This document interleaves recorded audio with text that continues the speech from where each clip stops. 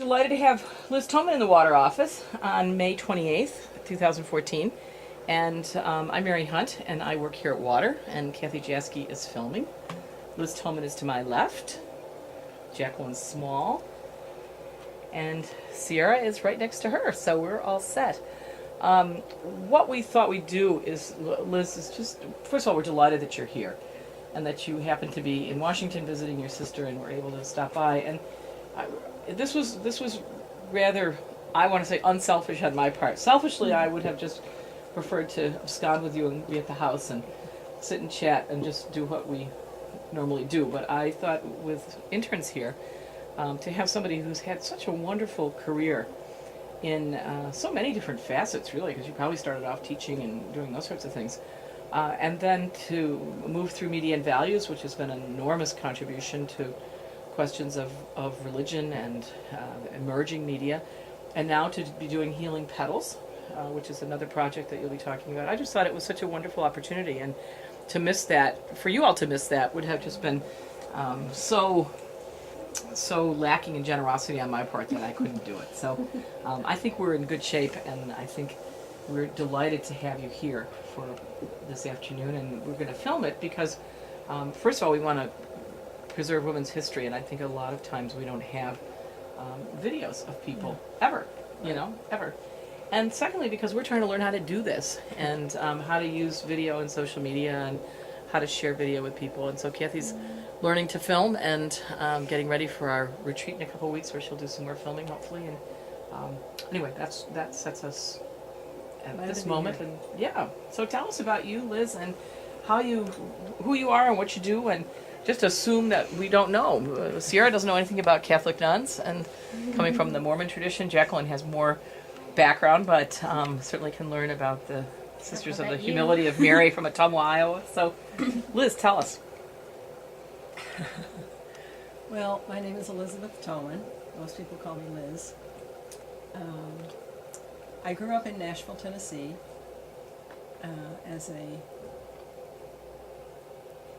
in a Catholic family. My father was from Baltimore, so he was an entrenched German Catholic. My mother was from Appalachia, so she was Protestant, and she became Catholic when she married my father. So it was not a mixed marriage exactly, but my mother, I love my mother because she became Catholic on her own terms. And I think that's where I get my sense of taking religion on its own terms, or on my own terms, and why I feel so strongly about many of the changes that are going on in the church, because she predicted them a long time ago, or she lamented them. She was ahead of her time. She was ahead of her time, definitely. But I went to Catholic high school, and then I went to a college, women's college in Davenport, Iowa, called Mary Crest. It was run by the Sisters of the Humility of Mary. At that time, their mother house was in Ottumwa, which is about 3 hours from Davenport, off in the prairie, farmlands. And I was a kid from the South. I had bought into all the stereotypes. We were racist, I'll admit. I was racist. Grew up in a racist community. My mother pulled me away from colored water fountains, and we sat in the front of the bus, and I never questioned it. I was 8, 10, 12, 14. Yeah. No one taught me to question it. But when I went to Mary Crest and began to work in the community, and my roommate, fortunately, was a go-getter, and she dragged me to every event that happened, including something called the Catholic Interracial Council. Yeah, I've heard of it. And Davenport was a pretty big hotbed of progressive social justice issues among, especially the young priests there.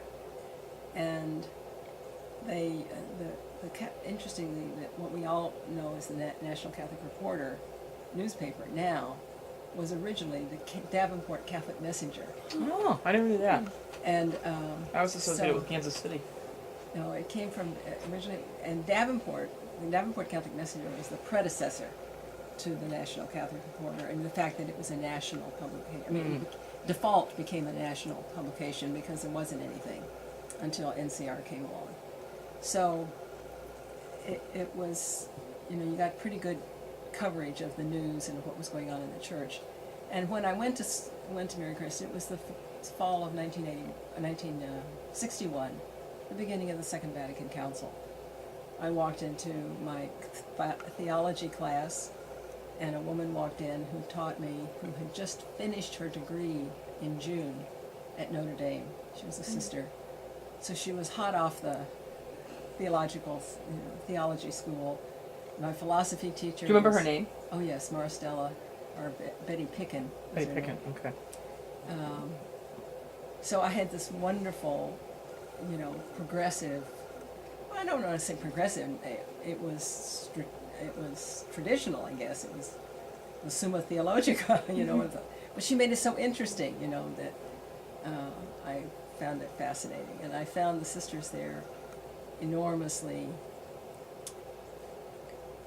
Just wonderful to be with. They were human beings. They didn't talk down to you. They made friends. They were there when you were crying because your boyfriend didn't call, and supportive when you were making bad grades and you needed to turn your life around. But the thing that really did it for me, it really changed my life, was when one day I went to the Catholic Interracial Council, had an event. I think it was James Baldwin was a speaker. Oh. They had that quality of people. Martin Luther King had come to spoken there too. But this was before the heyday of the Civil Rights Movement. But you have to know also, being in Nashville, the Civil Rights Movement started in the late 50s. And the boycotts and the sit-ins at the lunch counters happened on 5th and Church in Nashville, Tennessee, when I was a senior in high school. And we were told, I mean, it was, of course, it upset the whole city, and we were told, now girls, we're going to make careful that you go around that place so there's no trouble, and you won't get in any trouble. So they organized carpools and everything to get us away from downtown where people had to transfer buses. So, you know, there's no challenge to that system. But when I went to Davenport, and I was invited, after this talk, there were about half a dozen of the girls from Mary Crest who went, including my roommate who had pulled me there, thank God. We were invited to go to the organizer's home for dinner, Sunday dinner, at the Tonys, Charles and, I forgot his wife's name, the Charles Toney family. And I walked into that house. They were leaders in the black movement. They had a beauty shop and a barber shop, which was the center of community in the black community. And I walked into their home for Sunday dinner, and I realized I had never in my life sat down with a black person, that's all I knew, as an equal, as a guest in their home. And I was devastated that my culture had lied to me for 20 years. I cried all night. It was a crisis of faith for me, but it was the best thing that ever happened because it opened my eyes to what I didn't know. So with that background and the whole racial issue happening, you know, as I was maturing and going to college in the 60s, the early 60s, and the Second Vatican Council just upended all my Catholic, Baltimore Catechism, Catholicism, and I was getting this good stuff from women teachers who knew the scriptures and sociology. I mean, it was just mind-blowing for me. I just loved college, and so I decided after a year or so, although it didn't take much convincing, to enter the community, because I thought if these women were responsible for this kind of learning for one person, I could be responsible. I wanted to be part of that team that made it possible for other women to gain empowerment. I didn't know that word at the time, but that's what it is. So I entered the community, and it was 1961. No, I went to college in 1961. It was 1963 that I entered the community 2 years later.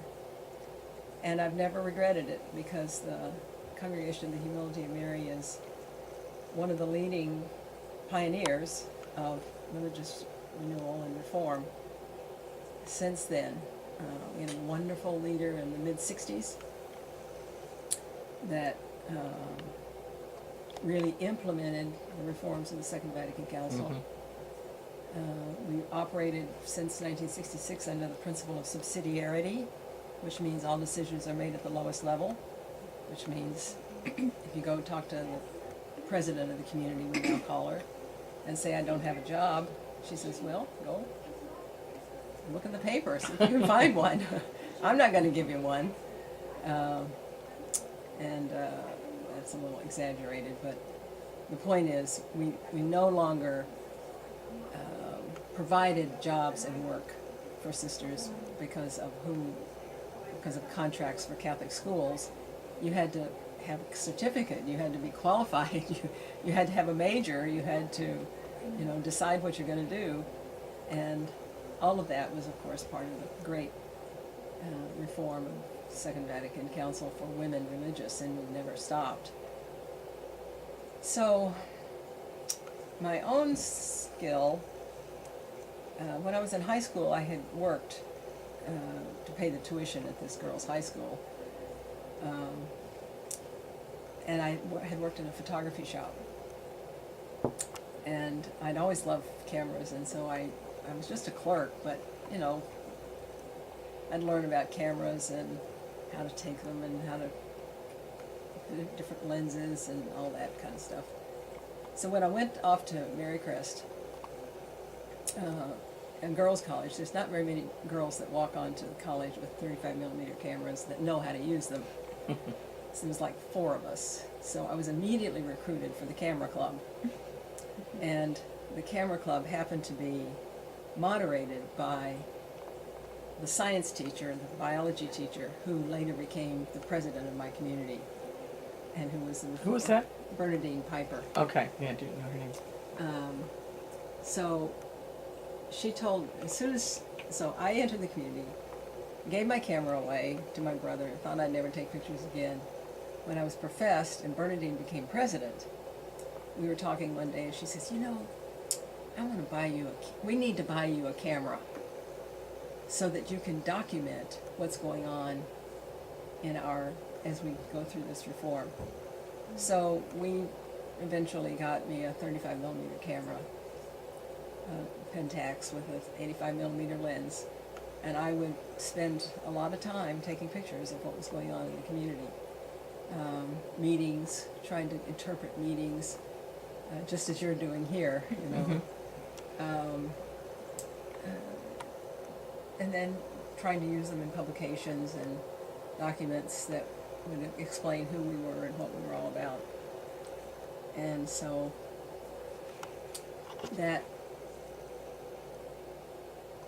process, it gave me, in a sense, permission. Not that I had to have permission, but it gave me the authority or the responsibility even, and the the acknowledgement on the part of the community that it was okay to take their picture. And so we have, the archives is just full of 35 millimeter slides and prints of the 60s and how sisters changed, taking pictures of ministries as people moved into, let's say, we have 2 sisters from Mexico who immediately began to work with the migrants after they left teaching. And so there I was, down in Muscatine, taking pictures of Irene in the fields with the migrants. Where are your archives? Where's the community archives at this point? In Davenport. In Davenport. And they're pretty well taken care of, I think. So it exposed me then to a lot of new options to So I was off teaching English at a high school, and one day I get this, let me see now. Oh, I had, it's a long story, I won't go into it, but I had made contact with a sister who was doing the study guide for the old Catholic Miss and Catholic Boy magazines. These were middle school magazines that were kind of subscribed to by Catholic schools to keep you reading nice Catholic material as you were going through puberty. I never saw them. And you don't want to see them. But I was hired. She was the editor, and she left to get married, and they needed a new editor, and so she suggested me, and so I got to be an editor of Catholic Boy and Catholic Miss magazine. But that meant I got to move to Minneapolis and work for what was then Joy Publications, which was owned by Holt, Reinhardt, and Winston. Mm. So that kind of put me kind of on the outskirts of the classroom. I never went back to, full-time teaching again. I really wasn't suited for it, but I put in my 2 years. Yeah. But it put me on the, the edge of the publishing of resources, the developing of films. There was a company in California that was developing 35 millimeter films to use in religious education. It's called Franciscan Communication. And the publisher that I was working for happened to have been the Southern California rep for Holt, Reinhardt, and Winston before he came to Minneapolis. So he went back to Southern California in the middle of the year and said, I'm going to go out to California, and I know you want to work in film. I'll take your resume to the Franciscan people if you want me to. So I quick wrote up a resume. He took it. I got this phone call about 2 weeks later. It's from Father Holtzschneider, who's the director of Franciscan Communications. And he talks to me on the phone. He wanted to offer me a job. And I said, yes, I would be happy to come and join their staff. And he says, don't you have to ask somebody? I said, no, I can make that decision on my own. And I called Bernadine up and told her I'd been offered this job, and she says, oh, good, you can live with the IHMs.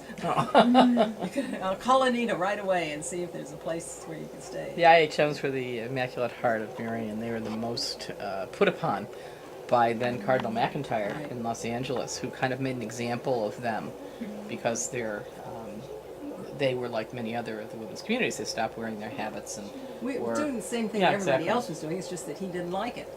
yeah. So, And Anita Caspary was their president. And she and Byrne were Yeah. good friends. So you see, it's networking, it's Yeah. relationships. I, no matter what you say about what I didn't do it myself. It comes from being open to relationships and opportunities. So I tootled off to California thinking I'd stay a year. 42 years later, Yeah, I was going to say. I'm Wow. moving out of my house. So, but anyway, I put in 5 years at Franciscan, and that's when it would have been 70 to 75. 75 was the Women's Ordination Conference. That's right.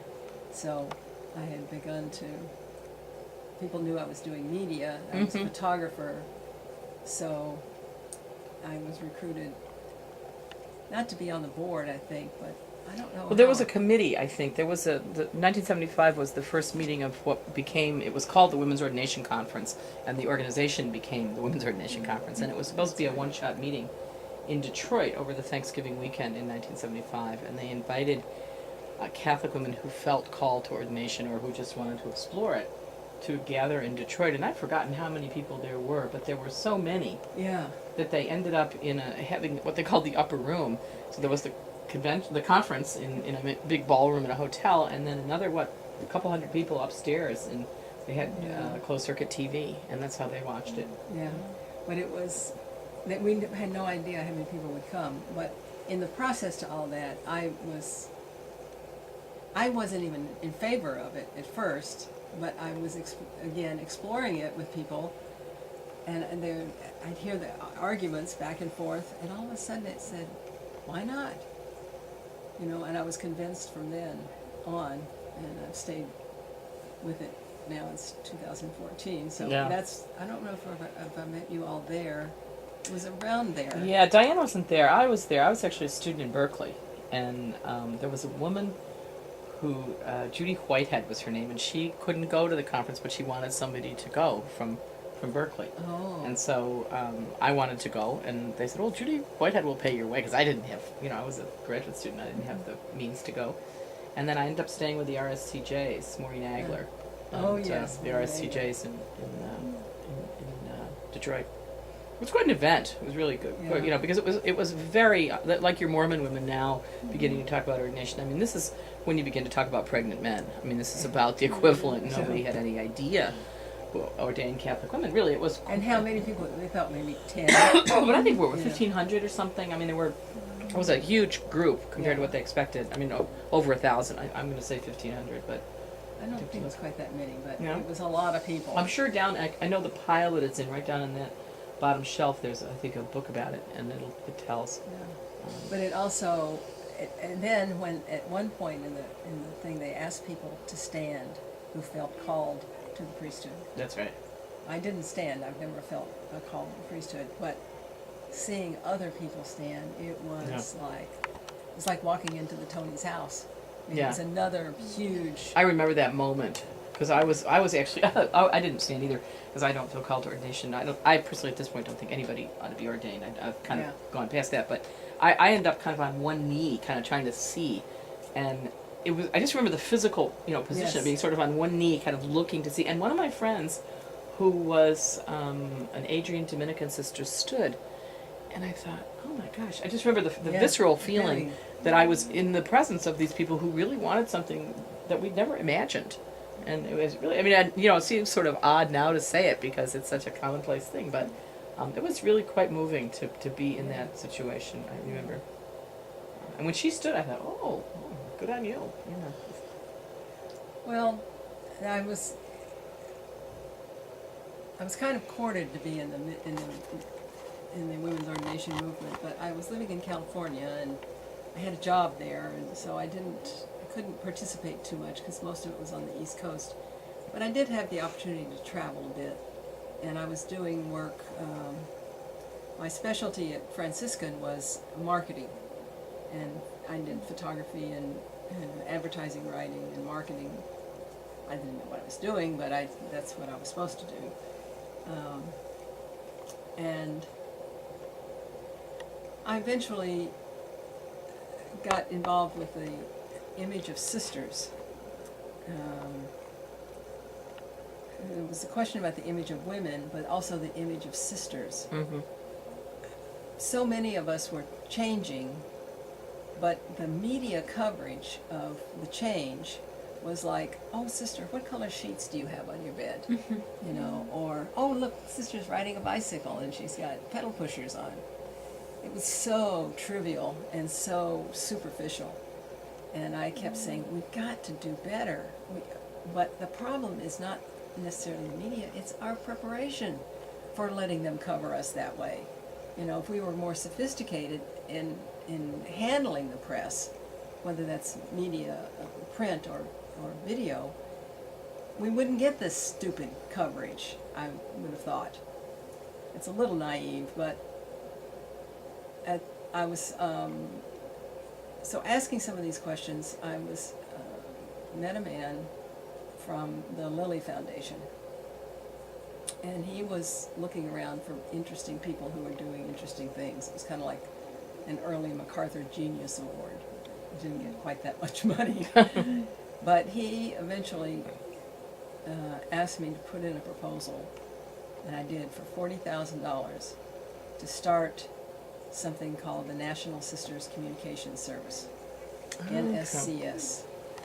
And it was an attempt to try to find the sisters in each community that were beginning to do communications work and public relations for their communities. And we gathered about 200 or 300 by the end of the 5-year grant term. And that kind of started me on on getting to know sisters who had media skills. And usually it was a sister who had been teaching English for 25 years.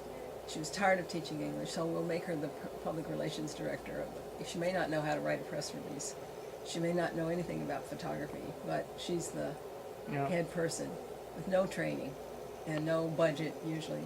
Remember one sister called me once, she says, "This is my situation. I have a basement, I have a office in the basement, 3 floors from where the administration is. I have a car on Wednesday afternoons, and I have a telephone that I have to take down, that, you know, any of my phone calls are down the hall, on the wall." That, and she was supposed to be the public relations director of her community. That was probably the worst case scenarios. I said, we got to do something about this. So we started having summer seminars and training sisters to do media, you know, teaching them the difference between a press release and a press release. What different kinds, you know, what was all that about? Then we progressed and realized that many people were in these kind of terrible situations because leadership didn't know how to have how to integrate communications and public relations into their administration, which is where it belongs. Oh God, what we learned. It was so naive. But so then I went around the country with a grant from the national, let's see, what was the Bishop's Communications Committee? I have no idea. Early 80s to teach, run like a Harvard management seminar, 2 days, intensive days, case studies, practice sessions, and I had to write long-range plans, I have to write a job description for a press release person or a communication person, to develop a budget, all of these things. And I still run into sisters. That's how I know so many sisters in different communities, is because either they came to the seminar or I did the seminar at their mother house. Oh. And so all through the 80s, we must have done 25 or 30 and had anywhere from 30 to 50 people in each one. But it was kind of it's probably one of the things I'm most proud of, is starting that. And now that there is the National Coalition of Sisters, National Communicators for Religious Communities, NSWR, something like that. Are they located here? No, they're national. They have an Well, office. they don't really have a big office. I think they have more. They don't have a national staff. That's what So I'm it's trying to say. more of a membership kind of thing. Yeah, membership. But they're very active in doing things, especially with now Nuns on the Bus and all these people who've been doing this work. Many of them started in that National Sisters Communication Service. Well, how did I get from there to the other? As part of the National Sisters Communication Service, we were working, of course, on the image of sisters. Well, there were always a few sisters around who would say, well, it's not our don't spend your time working about the image of sisters. What about the image of women? Period. We need to do something about the media's coverage of women and the stereotyping and the violence and all that. So I was in graduate school, actually, in the middle of all this. There was a school at the University of Southern California called the Annenberg School for Communications, which has one N. I was going to say, arguably not just a school, but arguably the best in the business. Yeah, it was designed to prepare middle management for the communications industry, telecommunications, entertainment, news, and satellites, the technical side, research. So I went down there to investigate. Somebody told me about the school, and I went to meet the dean. I told him who I was, and he says, well, now, sister, why do you want to come to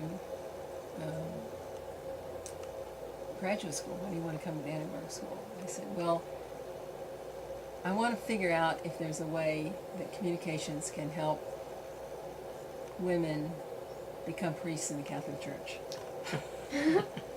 I did not know this man was a Catholic. He joked a bit, and then he went over to his bookshelf and he pulled a book off the shelf and he said, "If you come to school here, we'll teach you a body of work called The Dissemination of Innovation." And I said, "Sign me up." Great. Yeah. And that was Everett Rogers' great book called The Dissemination of Innovation, in which he traced how new ideas spread through any society. He was the one that developed that there were people who came out first, and then the curve. You have only a few people who come to it first, and then as the idea grows, more people participate in it, and then it tails off, and there are always laggards, people who never accept the new change. And that stood me in pretty good stead for many issues over many years. And so I did that degree and had wonderful professors, and one of them was a professor who he ran a management seminar. The degree was communications management. They assumed you knew how to do communications. You knew how to take photography. You knew how to write. They were going to teach you how to manage a body of information and a staff of people to disseminate it, which was very exciting because that's what you need. You need the management and the strategic planning, and to know where you're going. You can find people to do the writing if you can organize the infrastructure. So I did that, and then in the meantime I'd also run into this guy from the Lilly Foundation. It was all kind of part of this, and I'd done some work with the Sisters Council of New Orleans that had gotten interested in National Sisters Communication Service, and they were convinced. And the head of the Sisters Council was a woman named Angele Marino, who was a sister of St. Joseph. And she wanted me to come down to New Orleans and help them develop a campaign that would try to communicate to the public, especially the Catholic public, that what sisters were doing was what they should be doing. And if they were, this is at the early days of Prejean. Sister Helen. Helen Prejean was working in the Dead prisons. Man Walking. Did you ever see that movie? She was beginning to work, with the prisons, and she was beginning to get a reputation. Or the projects in the Ninth Ward were getting sisters coming in to work with Head Start and those kinds of projects. And they were particularly having trouble with the boards of directors of the girls' Catholic high schools, that they didn't want integration. They were racially segregated for many years, but the sisters wanted to change that. So they were trying to change this attitude about what sisters were, and they weren't. They just needed better backing. So here I thought, a few ads would change people's lives. Well, it didn't do that, but it did teach us a lot. And we did this campaign, which I've always loved. It was called 1,200 Sisters Working Where the Needs Are Greatest. And then the idea was wherever the greatest need is, that's where we're supposed to be. And it didn't do much change, but it was a good start. It gave us a lot of practice in thinking how do you have to find the words that speak to people in their language, not the Pope says we should do something. It's just 1,200 sisters working where the needs are greatest. Wow, that's something. I wonder what the greatest need is today. It could go on. You can do that today. Yeah. So Lily heard about that, and they gave them $40,000 to start the National Sisters Communication Service, to be a national consulting agency for different communities and sisters councils and whatever. Except that we didn't have a business plan very well to survive past $40,000. So we started doing seminars and charging for those and, struggling to get by. I got paid to do the press at the Women's Ordination Conference in 1978. Not much, but covered my expenses. So we went along with that. And again, the staff and people who were talking with us say, it's not just sisters, it's women also. And so at Annenberg, we had to do a project for a graduate, thesis project. And so I went to my thesis, my advisor, and I said, he had a seminar on management. That's where I got started. And we'd meet on Monday nights around a table, and he'd give us a problem, and we'd have to solve it for 3 hours. And one day he came in and he said, I spent the weekend up in Northern California. I was talking to this guy who was working in his garage to put the power of a mainframe computer on your desk. What would you put on it? And of course, he'd been talking to Steve Jobs. So he came back to our seminar. He says, "What would you use it for?" So before you had a computer, you guys don't know, it was before you were born. But before there were computers, what would we use them for? We had no idea. So we planned a few things, and we talked a few things, and the first thing people said you would have would be pornography.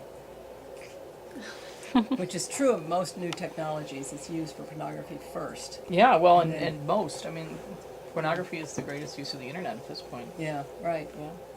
Yeah. Then Stunning. people said business. They do a spreadsheet, or maybe a list of names and addresses you could keep track of. We had no idea. No, it never occurred to us. Never. Who would write the software? How would you know? All these questions came up. Wow, what do we do? And of course, I raised the question of classroom. How could they be helpful in the classroom? And there was very few really serious articles about classroom. No teacher really understood how it would transform the classroom. And then the next week he came in and he says, the Japanese have been here this week from Sony, and they tell us they're going to have half-inch videotapes available for consumer purchase, or videotape recorders and players available for purchase for $199 at Kmart. And what would those be useful for? This is when videotape was 2 inches. Videotape cameras were 20 times the size of that little camera. And they only lasted for 30 minutes or something. It was very primitive compared to what we have now. So we played around with that one. What was that? How would we find the videotapes? Where would you? This is before Blockbuster, before Netflix. Certainly before Netflix. Well, who would make the tapes? Where would you get them? Would the library carry them? And some people foresaw that maybe that would be a niche marketing area to provide them for families.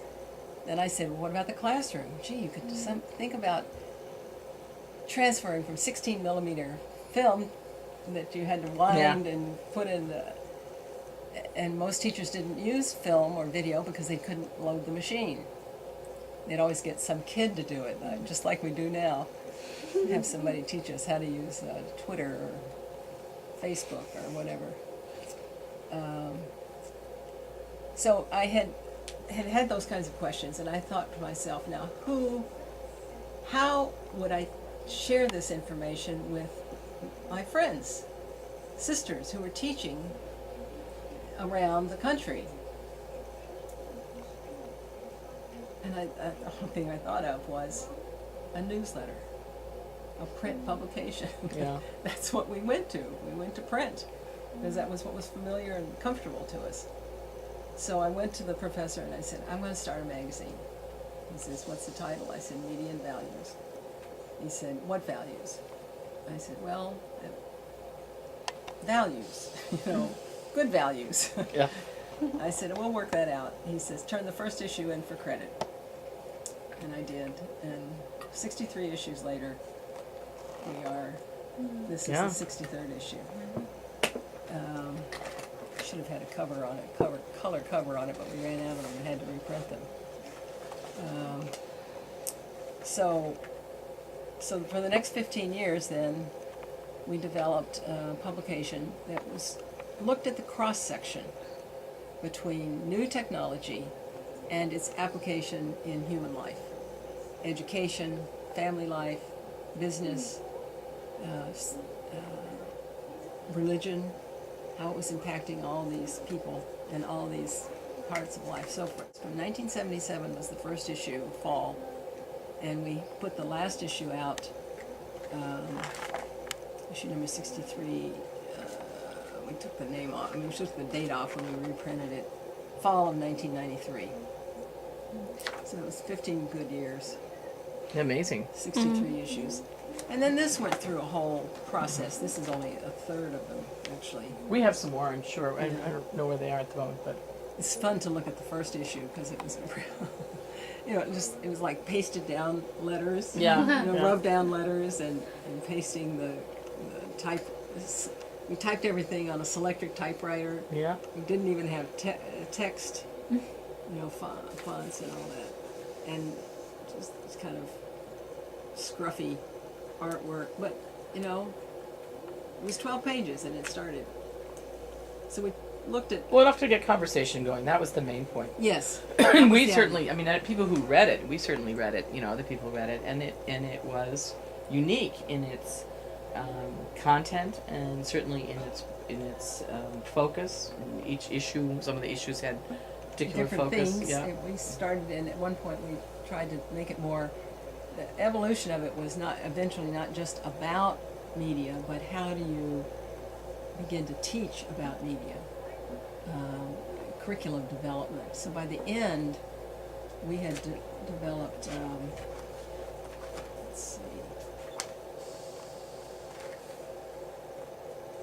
We created what we called media literacy workshop kits, which would be a copy of the magazine, and then another group of people, teachers, would develop lesson plans on this theme, and then the lesson plan book and the magazine went together in a folder, and we called it a media literacy workshop kit and sold it for $24.95 or something like that, and that would be the way teachers would learn how to teach about the media, topic by topic. So we did things like, here's... You have to picture this. I mean, in the 70s and 80s, when the media part of it, I mean, the actual content part, was still pretty new, and then to be putting this other lens on top of it, to be asking about what does this mean, what are the images doing, how are they functioning, what happens when people see them. I mean, all that conversation that's so abroad now was just absolutely non-existent. Or it was stereotyped. Sure. It was blame. It was the blame game. Television makes us. Well, television doesn't make us. Television is there. It's what we bring to it that makes it. And everybody say, no, that's not true. That's not true. Well, it is true. But an example of this would be like this one on global communications. Look at this photograph. Yeah. People had no idea that media was being used around the world as a currency. And so the some of the articles, here's the Native Canadians and the end of storytelling, how television has replaced the tribe, sense of tribe, exported images, boon or invasion, cultural imperialism, the whole idea of American values and images taking over other countries. And that was... important conversations to start and to Yeah. seed and not be some big academic, yeah. With 25 footnotes. It was, it's a page and a half. And coming out of LA too, where you really had an enormous concentration of media. This- Almost no other place in Yeah. the country could, maybe New York, but We provided a voice for international students at Annenberg, actually. Ezekiel Makaniki did a piece on how he felt out of Africa, how he felt the stereotypes shaped the world's portrait of his country. I mean, I learned something all the time. It was the most wonderful job. This is a great one. Disaster pornography from Somalia. Look at this ad. Is that raising the flag on it? Yeah. Disaster pornography. That's what they called it. Come in, take your pictures, and leave. Then at the back of the page, at the back of the publication, would always be what we called a reflection resource. And this one is, we've used the idea of Michael Jackson being all over the world as a takeoff for understanding world music. And this was before world music this was fall of 1991, when world music was just confined to a few esoteric stations. And then this was a lesson plan on how to make music comparisons, how to teach teachers to listen to kids' music and help them analyze it, not just accept it as it is. So then I had a piece at the end of each one, and this one was called Media of the World. Media Literacy is the guidebook. And each time I would try to teach what we were then, in addition to the magazine, the whole philosophy of putting this magazine out was to teach about media literacy education, to raise that as the agenda for the 21st century, teaching of the 21st century. Well, now it's very accepted, and they still haven't done it as well, but some places are doing pretty good. But the media literacy movement has definitely picked up, and I stayed with it till another 10 years, and then that's when we worked on curriculum development. And Maybe say something about Healing Petals, because I know Okay. our time is going to run out, and I don't want to lose that, because I think it's such a creative part of the work you're doing. So you finished this in 90... this was 93, we finished this. I stayed on for the issue on the major kit on violence in the media, which took about 5 or 6 years. And then I got breast cancer, and I took a year off, and it was amazing. When I took that year off, or had to take it off, I wasn't feeling very well, I discovered there's another whole world out there besides media literacy and education, and running all over the country doing seminars and trying to meet deadlines and trying to raise money and trying to hire the right people, and all that goes into running a nonprofit organization with a international flavor, because I would go to Philippines and France and Germany, had big media literacy projects there. So I got breast cancer, and when I felt like I was ready to come back into the world, I just couldn't do it. I just couldn't do media literacy anymore.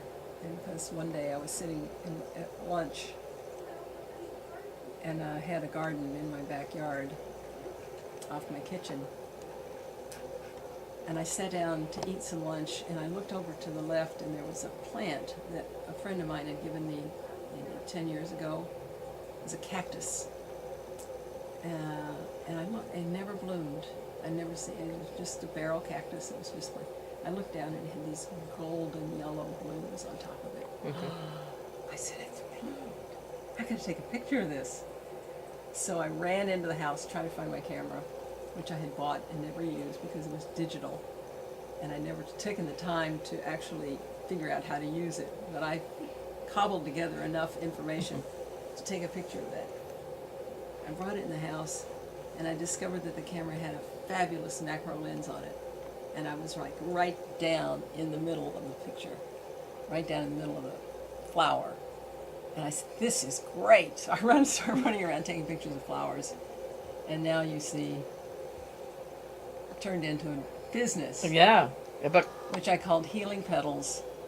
And it was designed to bring photography of flowers as a healing agent, to put it on the wall, to create healing environments for people. who are, particularly those who are chronically ill, or who are taking chemotherapy for, several months, and they need something to kind of keep their spirits up. You have to heal the soul before the body will heal. And people who don't attend to that just miss an opportunity, first of all, to expand their own consciousness and their own ability to be in touch with God and to grow spiritually. But it also makes it harder to heal, and maybe creates anger and other negative experiences. So I started taking pictures, and it's a whole project called Healing Petals, Healing Petals. www.healingpetals, not petals in the bicycle, but petals in the flower, PETALS.org. And then there are cards, there are, you talk about that because that's what you appreciate a lot. Well, I was taken by this when Liz first started doing it, because I think that there are so many opportunities, at least what we find at Water, is that so many people have left or are uninterested in the traditions that they grew up in, and don't necessarily find their solace, especially in situations of as you say, difficult health circumstances, in traditional forms of worship that may have come from their tradition, whatever it may be. But that most people, I have found, and I'm certainly not the expert on the ministry end of it, but most people can look at an image like that and say, oh, something. And Liz has a wonderful little sheet that goes with the pictures that helps people to figure out how to pray and how to meditate and how to think, and depending on what language you use. And I have found this very helpful to many people to whom I've sent the cards or shared the images. And I know Diane New, with her work on cancer, the packets on prayers for women with cancer and survivors and so forth, has incorporated some of the images and is trying to find a way to get that published. So I think that may be next. Yeah.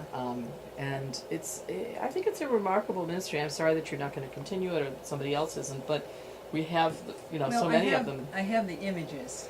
The reason I can't continue very much is I can't move around much anymore. Yeah. With the Parkinson's, I just don't have the physical ability Exactly. to get into that angle that gets it just right. Yeah.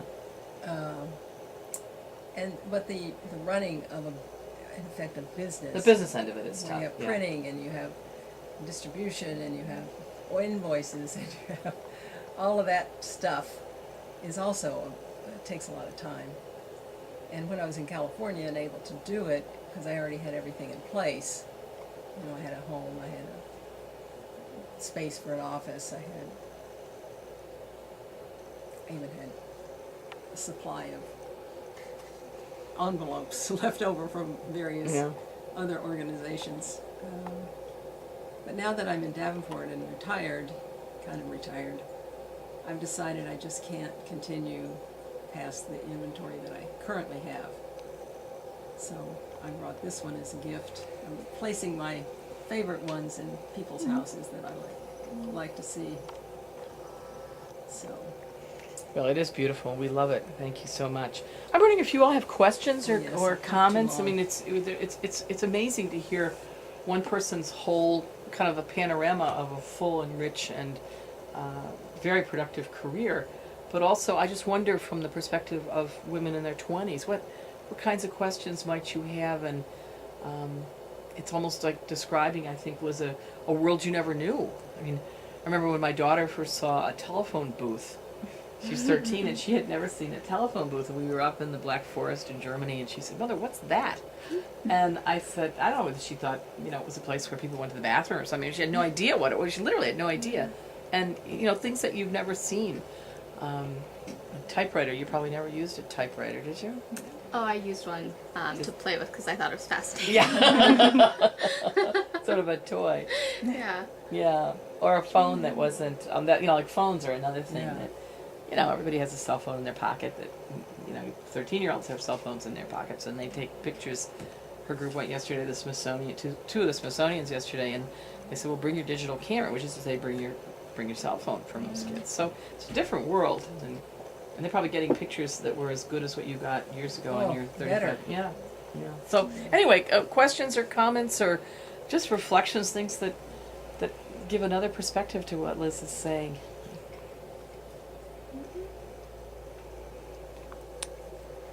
Yeah, how about you? No, go ahead. Do you have something? Go first. Go ahead. Well, I just reflection, not necessarily a question. It's just fascinating to think of the process that goes into something that is now so ubiquitous, and thinking about how it could be seen as a niche market. You know, the development of tape or what's going on. It's amazing that you're in a way part of that process. And I don't know. That's just a really interesting perspective and place to be. Well, that process goes on all the time around us. The question is, do we see it? Well, and it's also, not that we have answers for it, but the biggest question, what's that phrase? What's important is not the answers, but the questions you ask. but I was fascinated by the fact that someone of your background and with your commitments was involved in that kind of conversation, because that's what I think people who train in the areas of ethics and religion and so forth can be useful, because if nothing else, if we don't have any other use in the world, we do know how to think. We know how to ask the kinds of questions that will take us the next step. And we also, some of us know, who study ethics, know something about values in a way that your media, and it wasn't just media, but it was media and values, and how do you put those together? And that unique combination is what I think made the difference. And to think that maybe people today, that maybe there aren't as many people with those kinds of questions immediately in the tech world, for example, asking, well, what is that used for, and what might it be used for? And I don't know. That's what it strikes me as.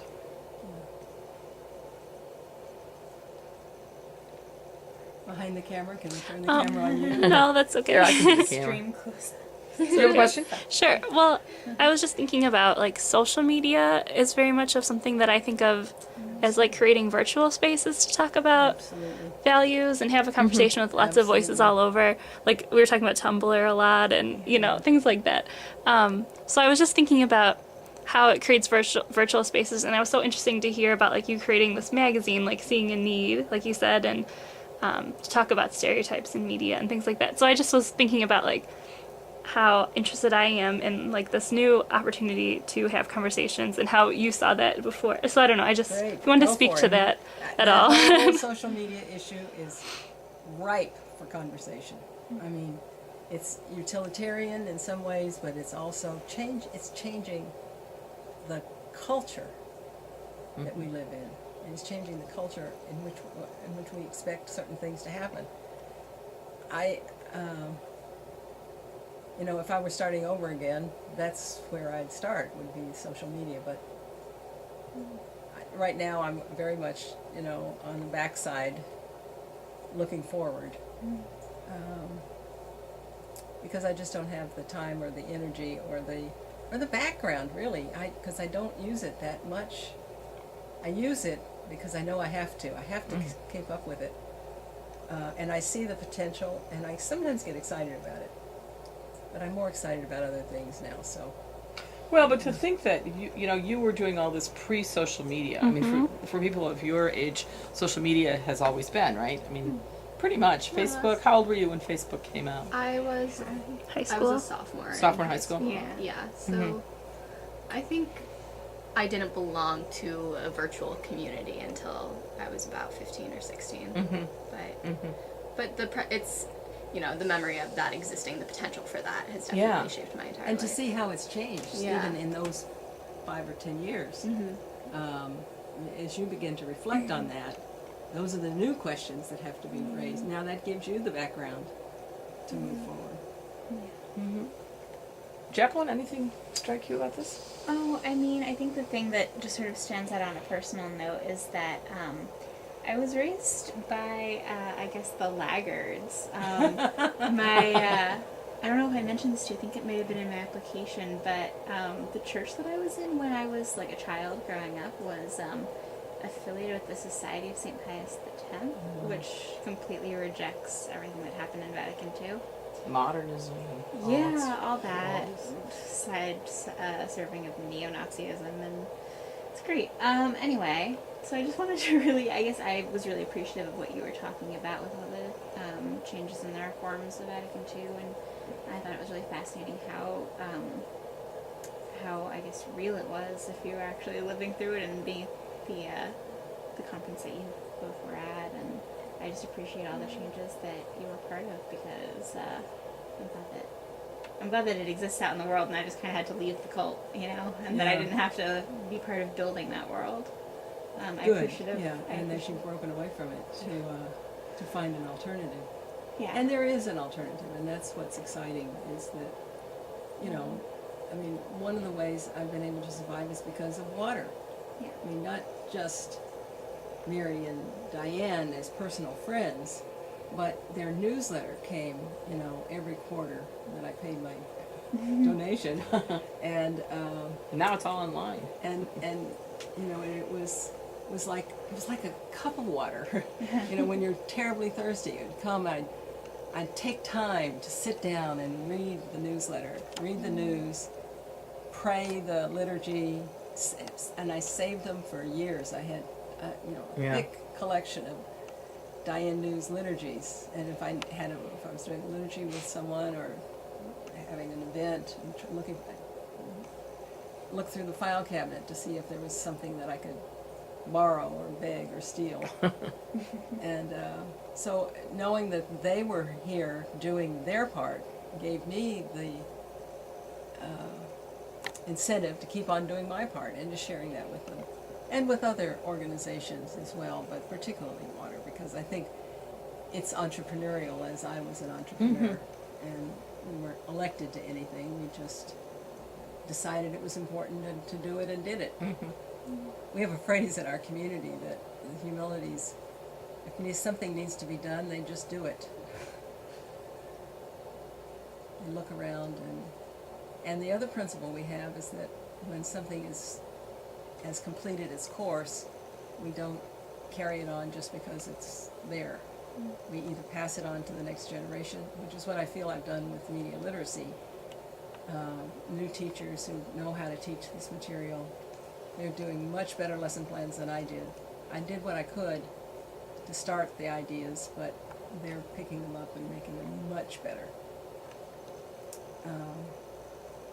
So it's either turning them over to the next generation or closing down and letting the next thing bubble up, whatever that is. In some ways it's kind of like the whole issue of trafficking right now of women. In some ways that's a continuation of the issues of the image of women in media or in culture, because the images of media were just reflecting the image of women in the patriarchal culture. And so it had to connect with the feminist movement, the secular feminist movement, which was asking good questions and putting our own values questions on top of that. But now trafficking is the biggest issue in religious communities right now. I mean, everybody's concerned about that and putting a lot of energy and effort and money and resources into it. And that just thrills me, to know that there's not one here, but we did an issue issue number 33. It must have been about late 1980s, mid 1980s, called Media and Violence. And it had a picture of a woman on the front of it who had been, her body had been slashed in half. It was like a paper doll. The image was of a female image, but had been slashed, cut apart, and then it was about but that was such a shocking cover to publish at the time. We talked and talked and talked about it. Were we perpetuating it by using that kind of thing? But if we didn't talk about it, people wouldn't know what we were talking about. Oh, we went for hours just trying to figure out whether that would work or not. And we finally published it. And I'm proud we did. Reminds me of the cover of Carol Adams' book, The Sexual Politics of Meat. Have you ever seen that? Oh yes, where she's got meat all over. Yeah, it. she's got it's a body, and it's around here someplace. Steaks hanging from her waist. Well, I think it's more the cuts of meat or something, but Oh. it's that sort of thing. But it's again, it's how she has a slideshow, by the way, which is images of women and connected with images of animals that are used for meat. It's a very interesting very interesting work. But I think as I think back about this, I don't know that I had ever really understood how early you were in all of this. I mean, that's the remarkable piece. Everybody talks about images of women in advertising and so forth. I've been doing that in the secular world, but I mean that you and others were doing that so many years ago, I just think is astonishing. Really. Well, you just dig around a little bit and Yeah. things bubble up. Yeah. Yeah. We used to say with Media and Values that when did we publish an issue? It was when our reading pile got bigger than the file cabinet. When we had enough material that we'd picked up from anywhere, reading the Los Angeles Times to studies that people would send us or new books that would come out. When we had enough material and we were talking about it all the time, then it was time to do an issue on women. And then we said, well, why not do one on men? Okay, so now we have an issue on men and an issue on women.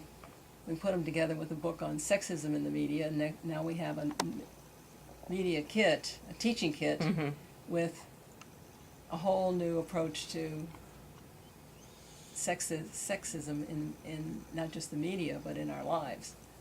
Anyway. Well, great, Diane. I think we can maybe end filming, but we just had a wonderful conversation with Liz Thoman about her life